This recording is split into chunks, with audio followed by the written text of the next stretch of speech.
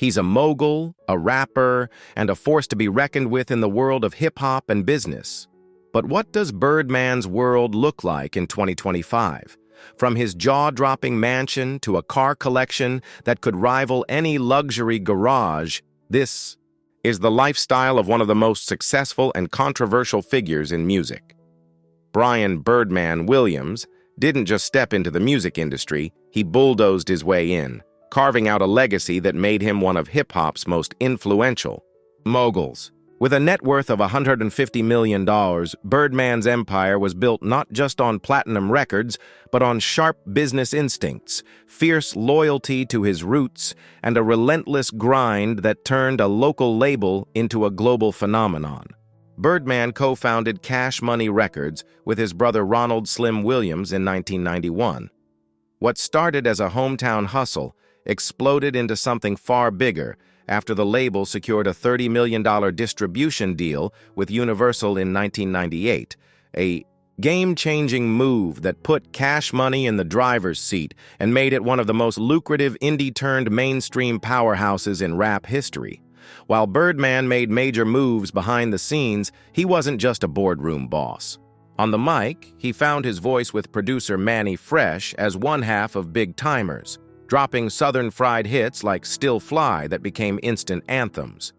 His solo albums, like Birdman and Fast Money, kept his name in rotation, but it was his 2006 collaboration with Lil Wayne on "Like Father, Like Son" that made the industry stand up.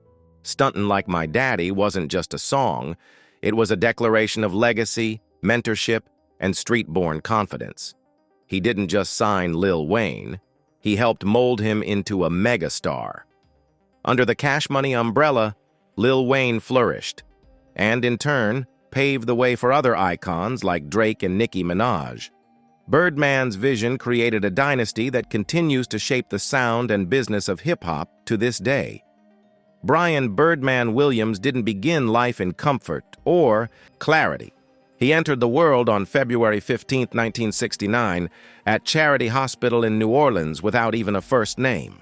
For nearly a month, he was simply called Baby, a nickname that stuck like a tattoo through every chapter of his life. Born Brian Christopher Brooks, he took his mother's surname after his father, Johnny Williams, declined to sign the birth certificate. The early years were anything but stable. Birdman's mother, Gladys, died when he was just 5 years old, setting off a chain of upheaval that would shape him long before fame ever found him. After Gladys's death, Birdman and his siblings, Kim, Ronald, and Ray, were taken in by an uncle and uprooted to Prince George, British Columbia in Canada. It was a strange detour for New Orleans kids, and it didn't last. They returned to the U.S. only to end up in foster care, a tough and uncertain stretch that ended after their father Johnny fought a protracted legal battle in the mid-1970s to win custody.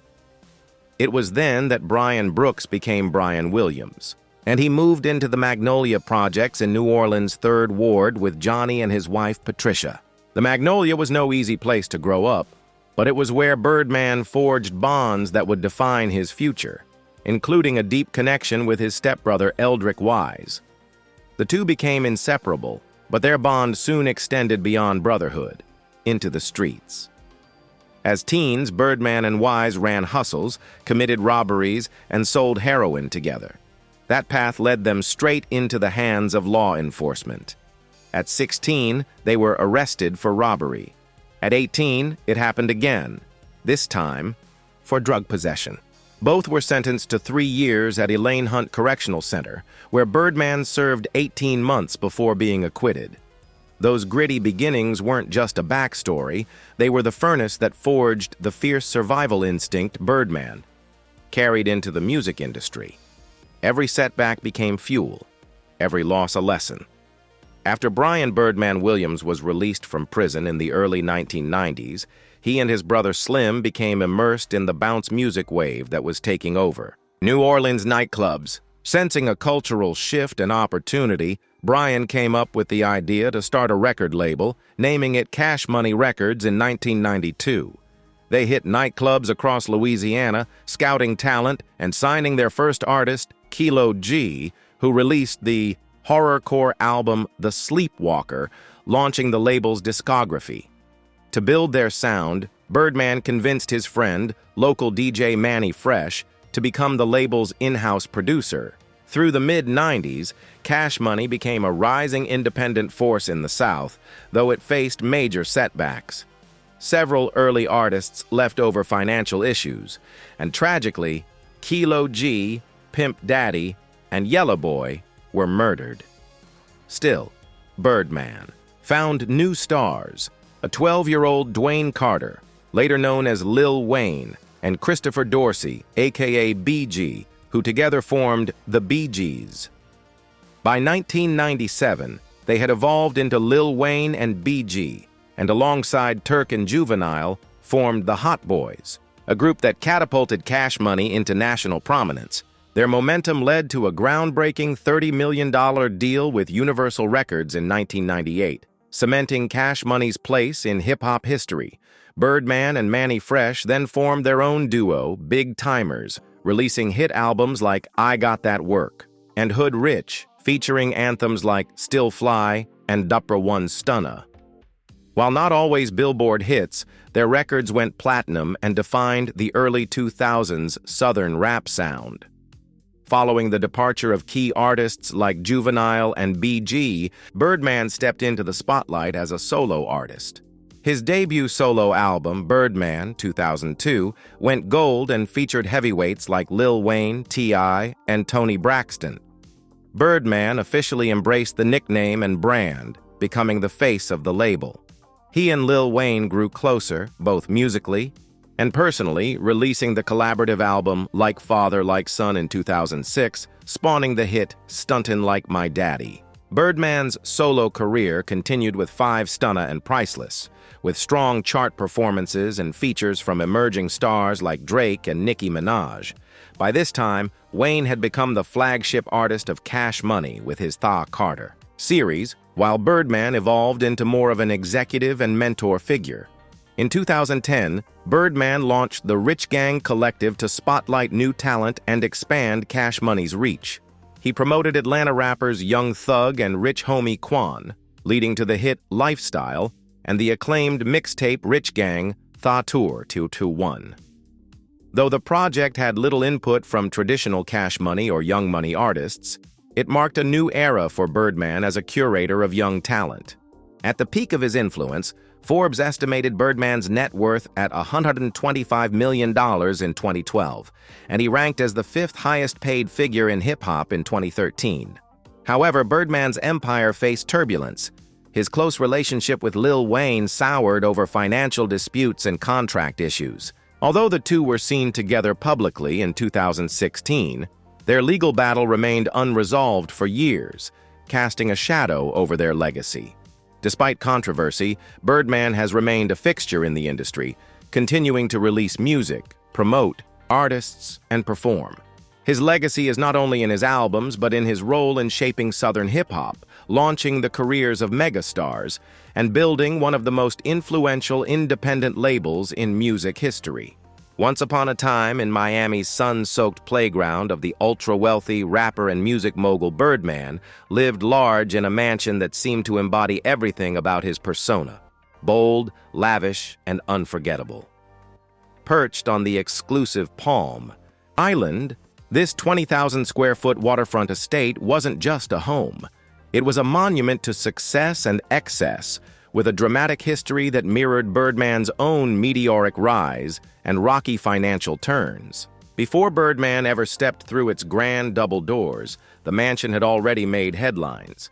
Back in 2006, it belonged to hip-hop producer Scott Storch, who picked it up for $10.5 million at the peak of his fortune. But fortunes can fade fast, and after blowing through an estimated $70 million, Storch lost the house to foreclosure.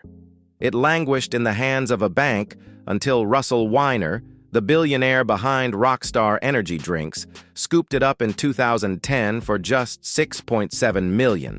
Ever the businessman, Weiner flipped the mansion to Birdman just 2 years later for an eye-popping $14.5 million. And what a palace Birdman bought. The home was a gleaming showcase of Miami opulence, soaring ceilings, walls of glass that opened to the bay, and design touches that blended modern elegance with tropical glam. The grand living room welcomed you with sweeping views and plush interiors perfect for entertaining stars or hosting private soirees. A gourmet kitchen stood ready with high-end appliances and a massive island, perfect for chef-prepared feasts or late-night snacks after recording sessions. The bedrooms, more like private suites, offered views that made you forget you were just minutes from downtown Miami. The primary suite, a sanctuary in itself, featured a luxurious ensuite bath with a soaking tub positioned to catch the evening light across the water. Outside, the estate only got more impressive. Palm trees framed the backyard like sentinels guarding a private paradise. The pool sparkled under the sun, with an expansive patio ready for DJ sets or intimate gatherings. A rooftop terrace with a built-in grill and fire pit offered the perfect spot to take in Miami's skyline while plotting the next big move. And for a man who turned a record label into an empire, this wasn't just luxury, it was lifestyle. But paradise came with a price. By January 2018, cracks were beginning to show. Birdman faced threats of eviction from the very home that had symbolized his dominance in the music world. In an attempt to offload the mansion, he first listed it for a sky-high $20 million. The market didn't bite. The price dropped, $16.9 million, then $15 million, before he finally sold it in November 2019 for $10.9 million, taking a multi-million-dollar loss. It wasn't just a transaction, it was a reality check. The empire, that once boasted a $30 million condo, multiple properties in Miami, and a grand mansion in New Orleans, was now significantly leaner. The real estate saga didn't end there. In December 2021, Birdman was hit with a lawsuit from a Los Angeles homeowner alleging $114,000 in unpaid rent on a Bel Air mansion. According to legal documents, Birdman had agreed to pay $33,000 a month, but somewhere along the way, the payments stopped. It was yet another twist in the ongoing story of a mogul whose lifestyle didn't always match the ledgers. Touring Birdman's former Palm Island mansion is like walking through a timeline of success, spectacle, and sobering lessons. Every square foot tells a story, from the glamorous highs of chart-topping records to the financial woes that forced difficult decisions. It's a reminder that behind every gated estate and waterfront view is a narrative of ambition, risk, and the shifting tides of fame. Birdman's time in this mansion may be over, but its legacy, as both a dream realized and a cautionary tale, remains etched in Miami's skyline. High above the pulse of Miami, where the sea meets the sky in an endless dance of blue, Birdman once laid claim to a sky palace that redefined luxury. His $30 million penthouse at the Continuum South Tower wasn't just a residence, it was a personal masterpiece. Occupying half of the entire 36th floor and spanning over 8,200 square feet, the home floated above the city like a glass-wrapped sanctuary, radiating opulence from every marble corner. The journey began with a private elevator ride that opened to a grand entryway, whispering promises of sophistication with its sleek design and refined elegance. But it was the view, oh, that view, that stole the breath. A sweeping 300-degree panorama wrapped around the space, where the Atlantic Ocean shimmered endlessly, the waves glinting under the sun like liquid diamonds, while downtown Miami glittered, in the distance like a city dipped in gold. Inside, the atmosphere was serene yet dramatic. Towering two-story windows let sunlight pour in, casting intricate reflections across polished stone floors, and illuminating interiors that were crafted as much for comfort as for spectacle. The grand living room was the beating heart of the home, spacious, inviting, and anchored by luxurious furniture that invited long conversations or quiet moments of awe while gazing out toward Fisher Island. Flowing seamlessly into every room, the layout was a study in balance, perfect for intimate evenings or high-energy gatherings. Then there was the master suite, more like a private oasis stacked across 2 levels, where each sunrise felt custom-made.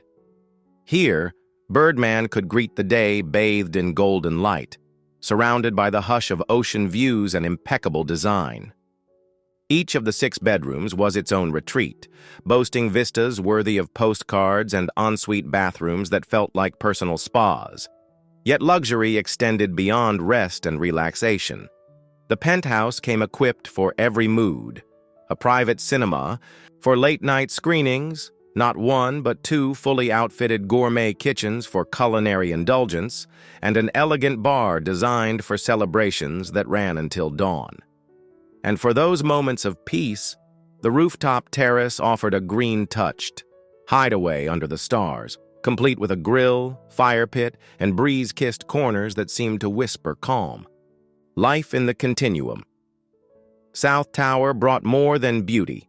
It offered privacy, security, and a rhythm all its own, far above the noise, yet deeply connected to the magic of Miami. Residents enjoyed access to world-class amenities like a resort-style pool, a private gym, a luxury spa, and direct access to the water for those spur-of-the-moment boat rides or sunset swims. For Birdman, this wasn't just a showpiece. It was a sanctuary, a space where creativity could breathe, success could be savored, and peace could be found above the clouds. In the heart of New Orleans, an abandoned mansion stands as a ghostly reminder of a time when wealth and ambition carved grand legacies. Once owned by Brian Birdman Williams, the mansion was a symbol of the rapper and mogul's success, luxurious, extravagant, and filled with the energy of creativity. Spanning 3 stories and 11,000 square feet, this estate was once a hub of opulence before being left to decay in the wake of Hurricane Katrina's devastation in 2005. Birdman purchased the mansion in 2004 from former NFL linebacker Pat Swilling, and it quickly became one of the most talked-about homes in the area. The mansion's unique, striking red exterior and grand columns created a sense of prestige even from the outside. Inside, the mansion was a testament to luxury. 5 spacious bedrooms, 4 bathrooms, 2 hot tubs, a sauna, and even a private movie theater. The home was an entertainer's paradise, with a glass-walled room featuring a bar and a master bedroom complete with a hot tub and fireplace. It wasn't just a place to live, it was a creative sanctuary. The top floor housed a fully equipped recording studio where Birdman and other artists brought their musical visions to life. However, the mansion's fate changed dramatically when Hurricane Katrina struck New Orleans, devastating the city in 2005. Birdman, unable to return and restore the property, abandoned the mansion. Years of neglect followed, and the once magnificent home fell into disrepair. The expansive pool, once pristine, turned murky and forgotten. Yet, despite the years of neglect, the mansion still holds market value, with a current price of around $650,000, reflecting both the mansion's size and the risks tied to the area's vulnerability to flooding. The estate, though weathered, still hints at the grandeur it once held. As you approach, the striking red exterior greets you with its once pristine landscaping, now a mere echo of its former elegance. The grand entrance, with its towering columns and intricate details, once announced the luxury that awaited inside. Upon entering, the eye is immediately drawn to the marble floors and sleek glass doors that open to a spacious living room with high ceilings and large windows that allowed sunlight to flood the space. The mansion's heart, the gourmet kitchen, was designed with both style and practicality in mind. High-end stainless steel appliances and a large center island made it a space fit for hosting everything from intimate meals to grand gatherings. The 5 bedrooms were generously sized, each with ensuite bathrooms and ample closet space. The master suite was a true sanctuary, offering a large walk-in closet, a soaking tub, and sweeping views of the surrounding area. The attention to detail in every room was clear, designed for comfort, luxury, and relaxation. Entertainment was key to the mansion's design, with features like a private movie theater, a fitness center, and a rooftop terrace that offered stunning city views. The terrace, lush with landscaping, had a built-in grill and a fire pit, ideal for outdoor gatherings or quiet moments under the stars. Despite its current state of neglect, the mansion still speaks of a time when it was a hub of opulence and creative energy. Known for his dominance in the music industry, Birdman's car collection is just as legendary, blending opulence, performance, and an eye for the most exclusive vehicles money can buy. At the very heart of his lineup is the Bugatti Veyron, a supercar that redefined the very idea of speed when it hit the streets in 2005. With an 8.0L quad-turbo W16 engine churning out a mind-blowing 1,200 horsepower, this hypercar rockets from 0 to 60 mph in a mere 3 seconds. But it's not just about blistering speed. The Veyron is a showcase of luxury, too, boasting a meticulously crafted interior that blends premium materials and cutting-edge technology. With a price tag of around $2 million, it's not just a car. It's a statement. Yet Birdman's collection doesn't stop there. For those who crave both elegance and power, the Maybach 62S Landala stands as the ultimate symbol of luxury. Priced at over $1 million, this rare beauty offers a unique driving experience, featuring a convertible rear section where passengers can enjoy the open air while reclining in hand-stitched white leather seats. Beneath its graceful exterior, the Maybach houses a 6.0L twin-turbo V12 engine, ensuring that every journey is as powerful as it is luxurious. Adding to the collection's allure is the 2006 Lamborghini Gallardo Spider, a car that captures the essence of Italian performance and style. With a naturally aspirated 5.0L V10 engine generating 520 horsepower, the Gallardo Spider is built for those who demand a thrilling driving experience. The sound of its exhaust alone is enough to make heads turn, while the interior features high quality leather and an intuitive cockpit that enhances the thrill of driving. No collection would be complete without a Rolls-Royce, and Birdman's Phantom is the epitome of prestige. Powered by a 6.75L twin-turbocharged V12 engine that generates 563 horsepower, the Phantom delivers an effortlessly smooth ride. Inside, it's a world of luxury, with rich wood paneling, metallic accents, and the softest leather. Birdman's Phantom even features bespoke artwork integrated into the dashboard, making it a true reflection of his unique style. Finally, rounding out Birdman's extraordinary collection is the Bentley Mulsanne, a car that combines raw performance with timeless sophistication. Its 6.75L twin-turbocharged V8 engine produces 530 horsepower and a staggering 780 lb-ft of torque, ensuring that every drive is a powerful experience. Inside, it's a sanctuary of luxury, with hand-stitched leather upholstery, polished wood, trim, and even a champagne cooler with crystal flutes for those moments when Birdman wants to be chauffeured in absolute style. In the early 2010s, Brian Birdman Williams ventured into the oil and gas industry with the formation of Bronald Oil and Gas, LLC. This ambitious project was a joint endeavor with his brother Ronald Slim Williams, and the company's name was a clever blend of their first names, Brian and Ronald. The launch of Bronald Oil and Gas was marked by a flashy website and Birdman's distinctive pump jack tattoo on the side of his head, symbolizing his foray into the energy sector. The company's strategy, as outlined on its website, focused on developing existing land holdings and acquiring new oil and gas leases. In a February 2010 interview with Ozone magazine, Birdman confidently claimed that he had been involved in the oil business for 4 or 5 years and was making very good money off that. However, the reality of Bronald Oil and Gas's operations remained murky. By March 2010, speculation began to swirl as Birdman almost completely covered his pump jack tattoo. This move fueled rumors that the Bronald oil project had hit a snag. An investigative report from Bloomberg later revealed that official regulators responsible for oil and gas permits had never even heard of Bronald, casting further doubt on the company's legitimacy and operations. Birdman's entrepreneurial spirit extends beyond the energy sector and into the world of fashion. In 2006, he teamed up with Lil Wayne to launch the streetwear brand YMCMB, Young Money Cash Money Billionaires.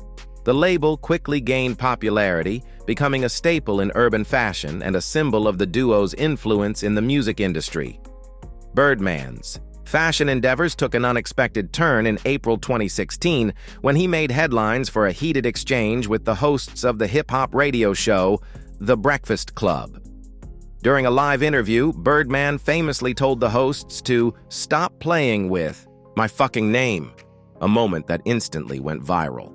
The outburst earned him the Donkey of the Day award from host Charlemagne Tha God, but Birdman later issued an apology for his behavior. Capitalizing on the viral moment, Birdman launched a merchandise line called Respect on April 27, 2016. The line featured catchphrases from the infamous interview, turning the controversy into a profitable venture and showcasing Birdman's savvy business acumen. Birdman's investment portfolio also includes a foray into the spirits industry. He has backed a vodka brand called GTV Vodka, further diversifying his business interests and demonstrating his knack for identifying lucrative opportunities. From his ambitious but short-lived venture into the oil and gas industry to his successful streetwear brand and viral merchandise line, Birdman's entrepreneurial journey is marked by bold moves and a keen eye for opportunity. Birdman's life has been shaped by deep personal loss and complex family dynamics, which have played a significant role in his career and his identity. Born Brian Williams, he lost his mother, Gladys Brooks, when he was only 5 years old, a tragedy that left a lasting impact on him. His memories of her are so powerful that he often refers to her in his music, even releasing a song named after her. His father, Johnny Williams, who owned several small businesses in New Orleans, also passed away in 1996 in a car accident, further marking Birdman's life with grief. Birdman came from a large family, having 10 brothers and 12 sisters, including his brother, Ronald Slim Williams, who would go on to co-found Cash Money Records with him. The absence of their mother meant that Birdman took on a parental role with his younger siblings, especially his sister Tamara, whom he raised like a daughter until she tragically died in a car accident in 2006. He also had a close bond with his stepbrother Eldrick Wise, who was murdered in 1991, an unsolved crime that haunted him for years. In his personal life, Birdman has fathered 2 children, Brian Jr. and Bria, with a woman named Tia during the late 1990s. Despite not being related by blood, Birdman has long had a fatherly relationship with his protege, Lil Wayne, whom he regards as a son, offering him guidance and support as he navigated his own rise to fame. Birdman's romantic life has also been a subject of public interest, especially his long-term relationship with singer Toni Braxton. The two began dating in 2016 and got engaged in 2018, although they called off the engagement in early 2019. Despite this, they were spotted together later that year, confirming they were still a couple. Their relationship took another twist in 2022 when they broke up, only to have a dramatic turn of events in 2024 when they secretly married on August 8th. However, just 2 weeks after their wedding, Braxton filed for divorce. The two, nevertheless, reconciled by January 2025 and decided to remain married, putting a complicated chapter of their relationship behind them. In November 2007, Birdman found himself in legal trouble when he was arrested in Kingsport, Tennessee, and charged with possession of nearly a pound of marijuana. This incident marked a turbulent period in his career, but it was far from the only controversy he would face. In October 2009, Birdman, along with Lil Wayne and Cash Money Records, was sued for copyright infringement by Thomas Marasciullo. Marasciullo claimed that his voice had been used without permission on several tracks, including Respect from the rapper's collaboration album Like Father, Like Son, and Birdman's Five Stuna.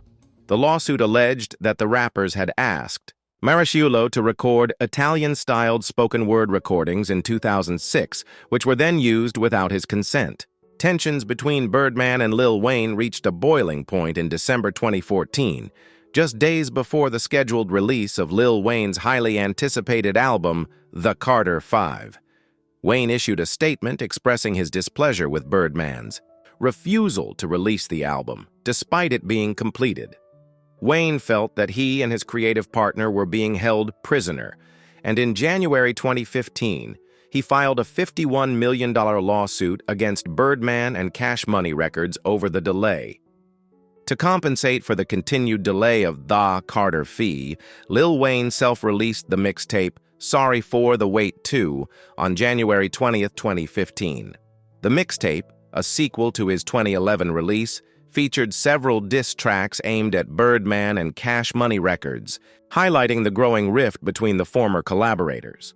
Birdman was reportedly upset by the mixtape's content, further straining the relationship. The legal battle between Lil Wayne and Birdman escalated in June 2015, when Wayne filed additional documents alleging that Birdman and Cash Money had mismanaged Young Money, the label that included prominent artists like Drake and Nicki Minaj. The documents claimed that Birdman and Cash Money had failed to pay royalties and other earnings to the artists, leading to the mantra Free C5 as a call to action for getting money to the unpaid artists. Amidst the legal turmoil, Lil Wayne joined Jay-Z's Tidal as an artist owner and exclusively released a single titled Glory on the streaming service. On July 4, 2015, Wayne released the Free Weezy album exclusively through Tidal under Young Money and Republic Records. This move further complicated the legal situation as Birdman filed a $50 million lawsuit against Tidal, alleging that Cash Money Records exclusively owned the rights to Lil Wayne's music. The tension between Birdman and Lil Wayne reached a dangerous peak when prosecutors alleged that Birdman and Young Thug had conspired to murder Lil Wayne and were involved in an April 26 shooting. This shocking revelation added a sinister dimension to the already contentious relationship between the former collaborators. As the legal battles and personal conflicts continued to unfold, Lil Wayne expressed his frustration and mental exhaustion on social media. In 2016, he tweeted that he planned to retire, feeling mentally defeated by the ongoing disputes. His announcement sparked an outpouring of support from fellow rappers, including Kendrick Lamar, who pleaded with Wayne not to retire and offered their backing during this challenging time. From legal troubles and copyright infringement lawsuits to high-stakes album release disputes and shocking allegations of conspiracy, the saga between Birdman and Lil Wayne is a complex and dramatic chapter in the history of hip-hop. The ongoing conflicts and legal battles highlight the intense pressures and complexities of the music industry, as well as the personal and professional challenges that can arise between even the closest collaborators.